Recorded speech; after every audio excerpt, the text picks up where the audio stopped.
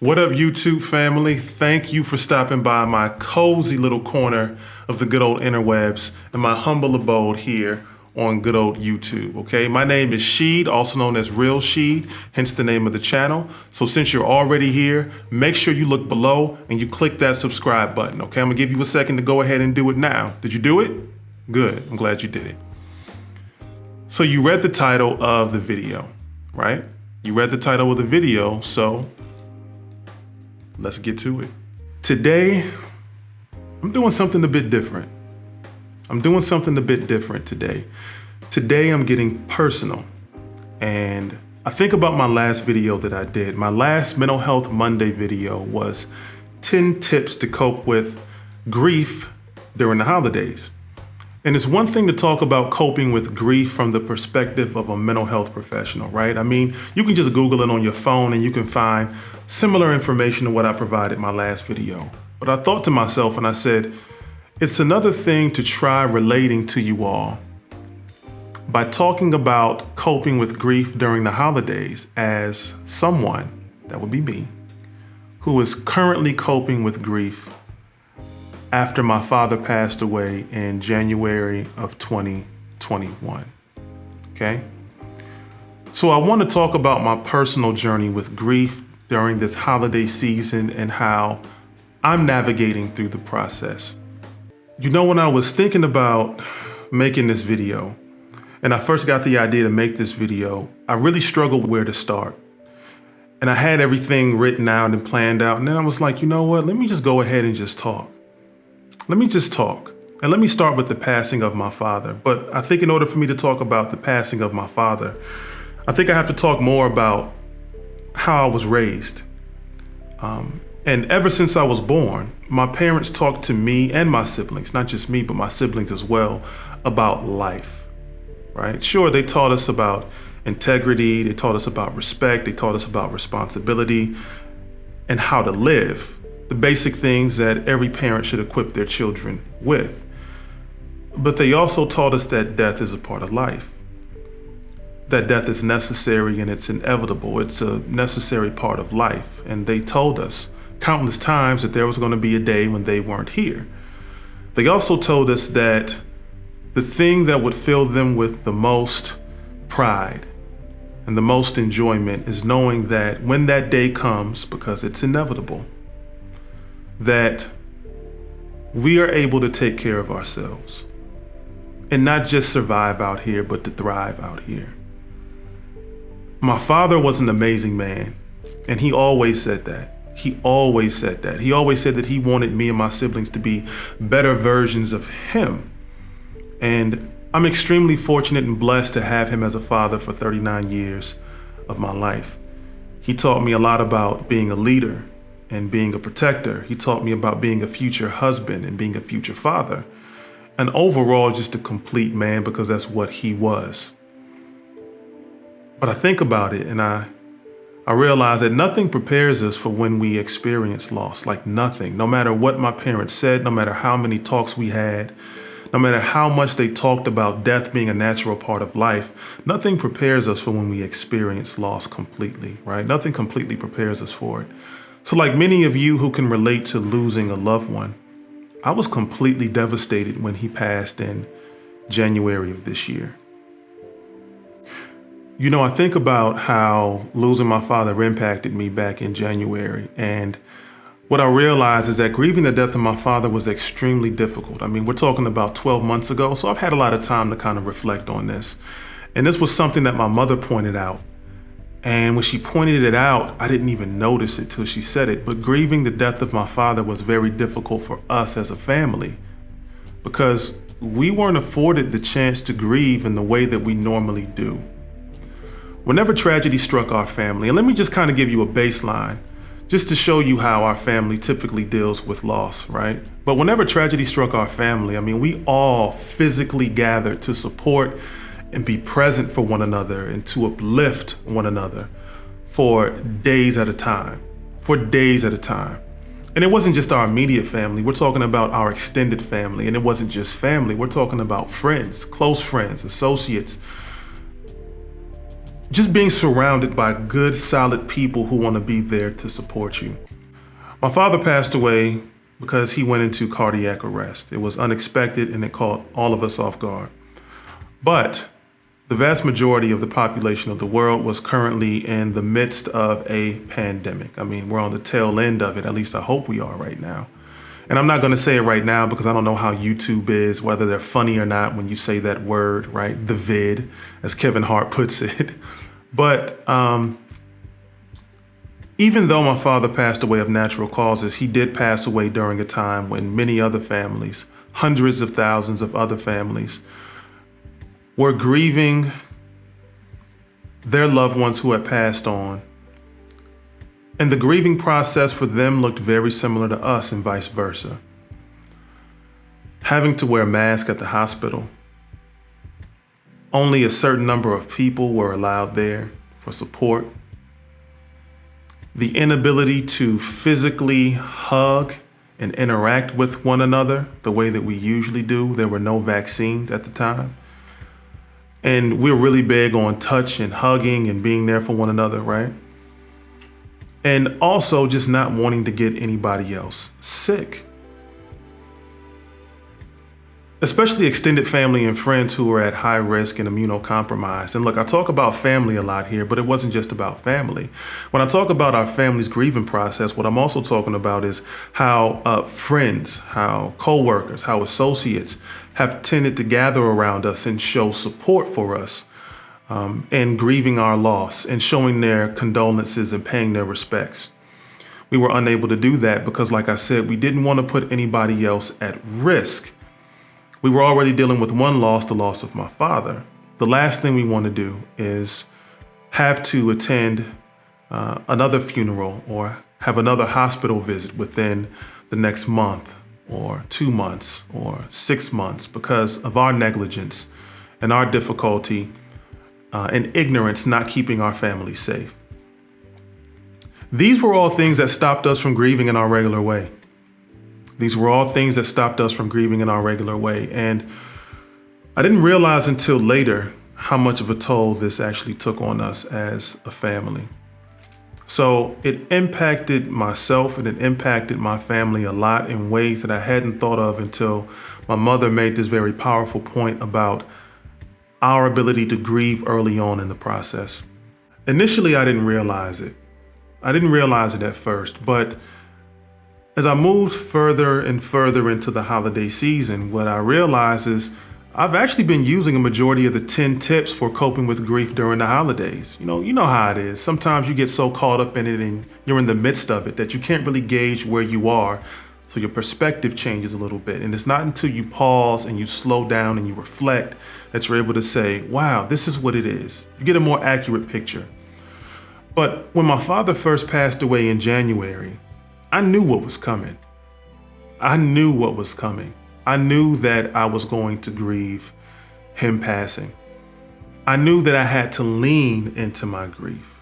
I knew I had to lean into my grief. And I fully expected to feel all of the stages of grief, the Kubler-Ross stages of grief. You've heard of them before. I definitely felt denial. I felt anger. I went through the bargaining stage. I felt depression and I felt acceptance. I went through the acceptance stage and not necessarily in that order. Okay. Real quick, by the way, I'll do a separate video on the Kubler-Ross stages of grief and the common symptoms of grief. But overall, what I'll say right here is it's common to not experience every stage of grief, and it's also common to not experience them in that particular order. Grief is different for everyone. Anyways, let's continue.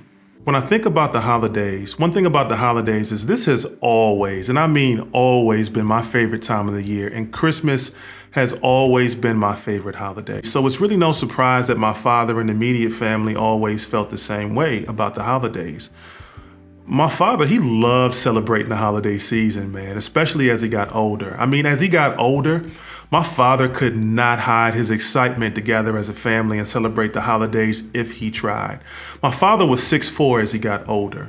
The tallest that he was 6'5".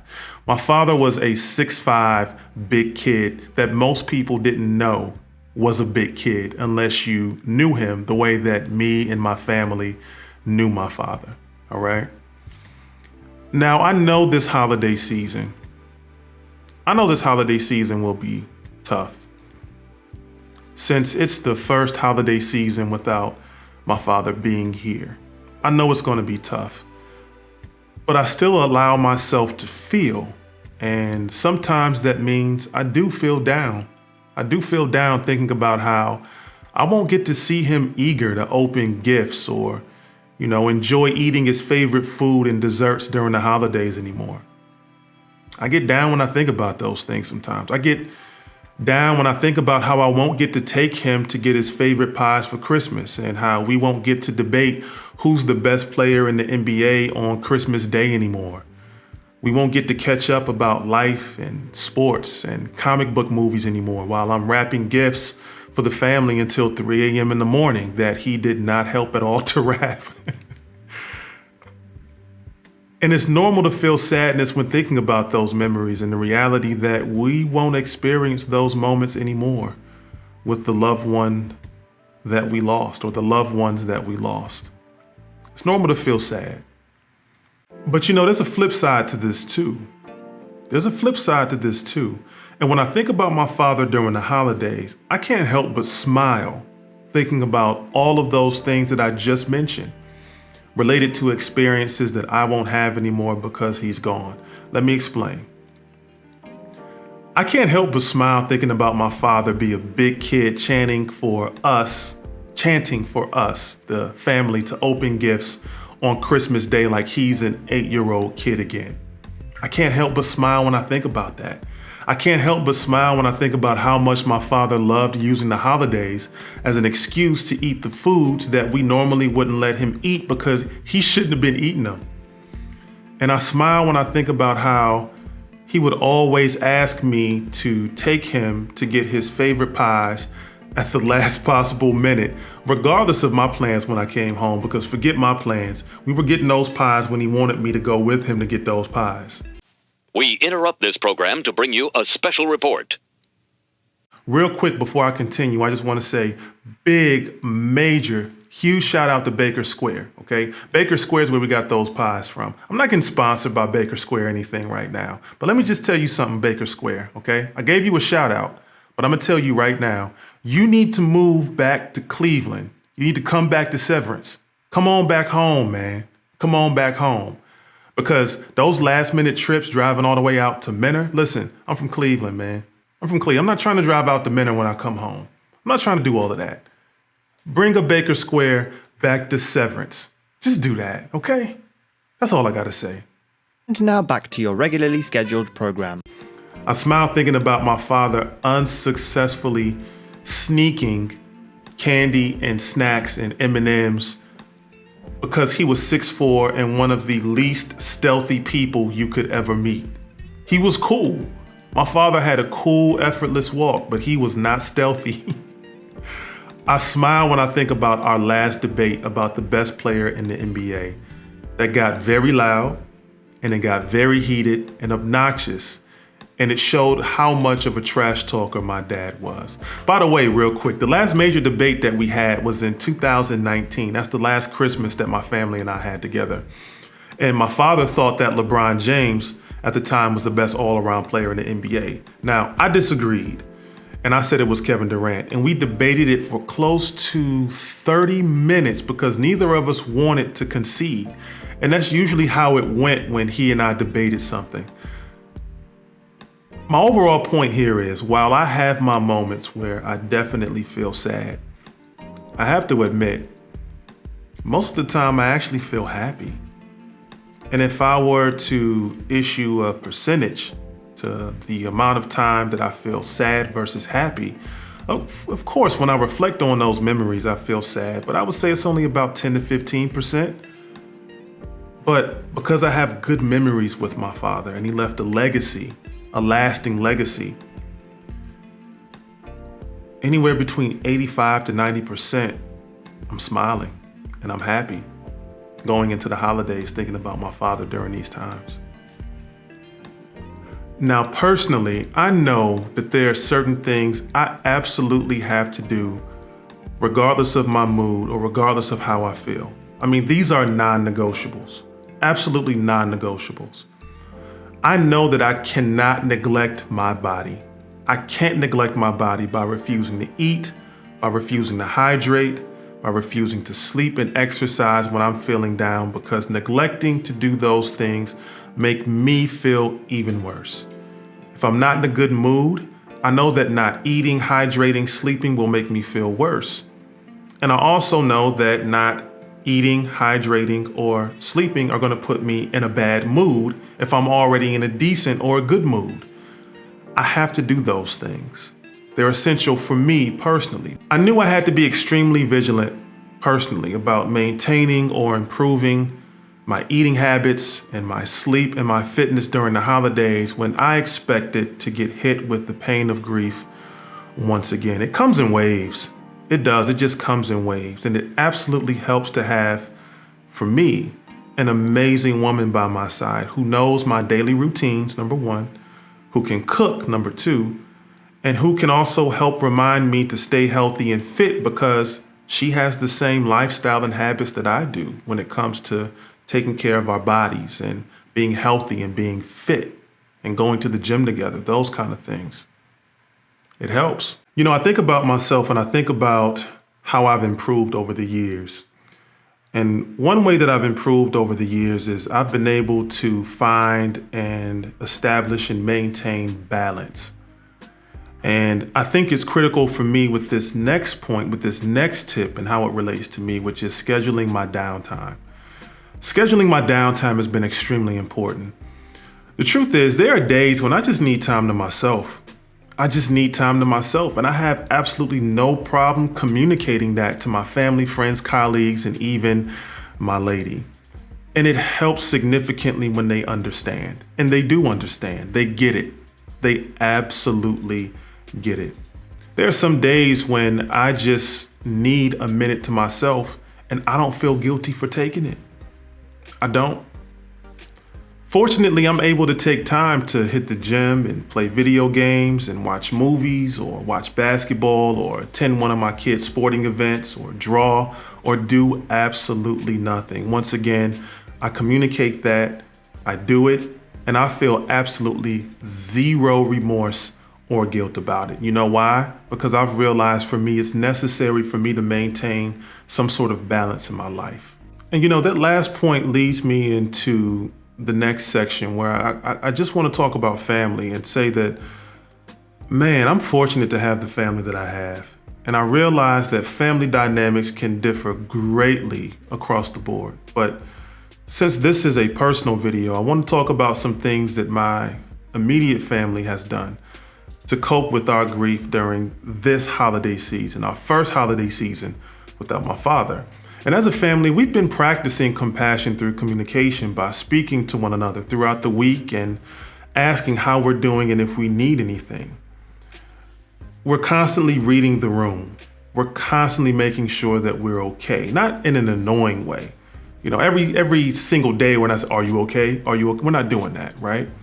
But we know each other very well, and we can tell when one of us may be struggling or having a rough day.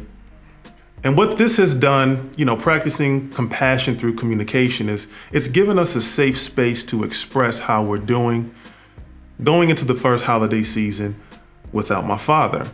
Another thing we've been able to do is plan ahead of time and discuss how we'll get through this first holiday season. We've been doing this since back in October? And we've also managed to reflect on our traditions by discussing if certain traditions will be pushed aside for now, or if there are new ones that we want to establish moving forward. And this is something that we find warrants deeper discussion the closer we are to the holidays because, look, sometimes we just don't know how we'll feel about traditions until the holidays are right here, until the holidays are right upon us. So last but not least, I think what I want to do is I want to review kind of where I am with the holidays right now. But what I also want to do is I want to look forward to the rest of the holidays. And one of the things that I plan on leaning on heavily to get me through the holidays that's not necessarily included as a tip on my last video. So we've already been through Thanksgiving, and we had an amazing time during Thanksgiving. And we have Christmas up next, and then we have New Year's. And I think when I think back before Thanksgiving, it would have been easy for me to dread Thanksgiving. It would have been easy for me to dread Christmas, even now. It would have been easy for me to dread New Year's because, once again, my father is not here. And his absence is absolutely felt. What I'm about to say may not apply to everyone, but the thing that I love is that myself and my family, we make a choice when we get together to be happy. We make a choice to create new memories with one another. We make a choice to honor my father's memory. We make a choice to live on and carry on the traditions and the things that my father loved so dearly. And in doing so, most of the time it feels like he never left. It feels like he's still there. It feels like his presence, his essence, his spirit is still there. And that's one thing that gets us through the holidays, knowing that we still have one another and we still have memories that we have to make with one another. So just in closing, in conclusion, I wanted to make this video because, again, it's one thing to talk about grief and how to cope with grief during the holidays from the perspective of a mental health professional. But before I'm a mental health professional, or even before I'm an artist, I'm a human. I'm a man. Before I'm any of those things, I am a man. And we've all lost someone we love, and I'm not immune to grief because of my profession. I'm not immune to it. I'm also not immune to the effect that grief has had on my life and different areas of my life. So I hope that sharing how I'm personally coping with grief during the holidays is helpful. And if not you, I hope this video is helpful to someone who you know. So now you know a bit more about the man behind the videos and the artwork, and you know a bit more about how I'll be walking forward in the weeks and the months to come. Until next time, don't forget to like, comment, share, hit that notification bell. You better hit that notification bell. Hit that like button, do all of that, comment, and stay tuned for future content. There's going to be a flood of content, and it's not going to be all mental health related. There's going to be a whole host of things that are coming in the future. I'm excited about it. I think you're going to like it, and I appreciate you all. I appreciate you all. And until next time, take care of yourselves and take care of one another. I'll see you then. Peace.